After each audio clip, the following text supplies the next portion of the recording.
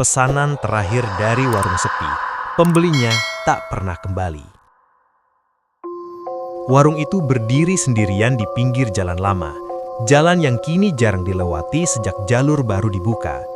Siang hari, tempat itu tampak seperti bangunan kosong, pintu kayu tertutup rapat, cat mengelupas, dan papan nama yang hampir tak terbaca. Namun setiap malam tertentu, tepat ketika jarum jam mendekati tengah malam, lampu temaram warung itu menyala. Aku pertama kali menyadarinya karena sering pulang lembur melewati jalan itu. Malam itu angin berhembus pelan membawa bau tanah basah. Jam di dashboard motor menunjukkan pukul 23.47 ketika mataku menangkap cahaya kuning redup di kejauhan. Warung itu buka. Warung yang seharusnya tutup. Entah kenapa, aku menghentikan motor. Begitu melangkah masuk, suasana langsung berubah. Udara di dalam lebih dingin dari luar. Rak-rak kayu berisi barang lama, bungkus makanan yang desainnya sudah tidak beredar, botol kecap berdebu, dan toples kerupuk yang tertutup rapat.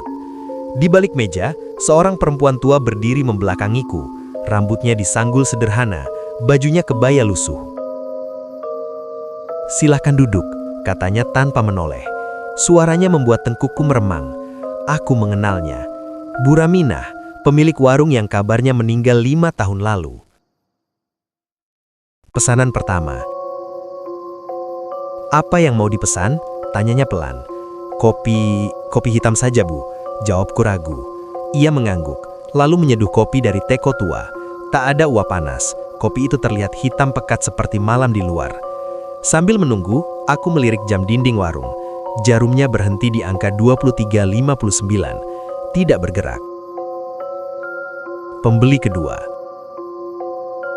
Pintu warung berderi terbuka. Seorang pria masuk. Pakaiannya kusam, sepatunya berlumpur, wajahnya pucat, matanya kosong. "Seperti biasa," katanya singkat. Bu Raminah mengangguk, seolah sudah menanti kedatangannya. "Nasi dan teh manis," ucapnya pelan.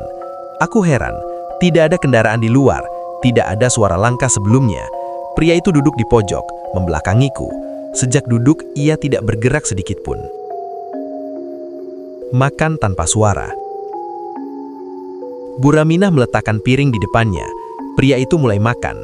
Tidak ada suara sendok, tidak ada gerakan mengunyah. Namun nasi di piring berkurang perlahan, seperti menghilang. Aku meneguk kopi, rasanya dingin, pahit, dan meninggalkan rasa aneh di lidah, seperti tanah basah. "Ini pesanan terakhir malam ini," kata Bu Raminah tiba-tiba.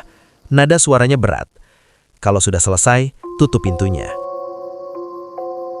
Yang tak pernah keluar.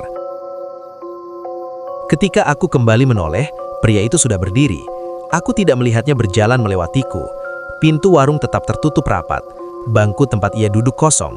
Hanya piring kosong dengan bekas lumpur di bawahnya. "Bu, orang tadi kemana?" tanyaku bergetar. Bu Raminah tersenyum tipis. Dia sudah pulang. Tapi jalannya kemana?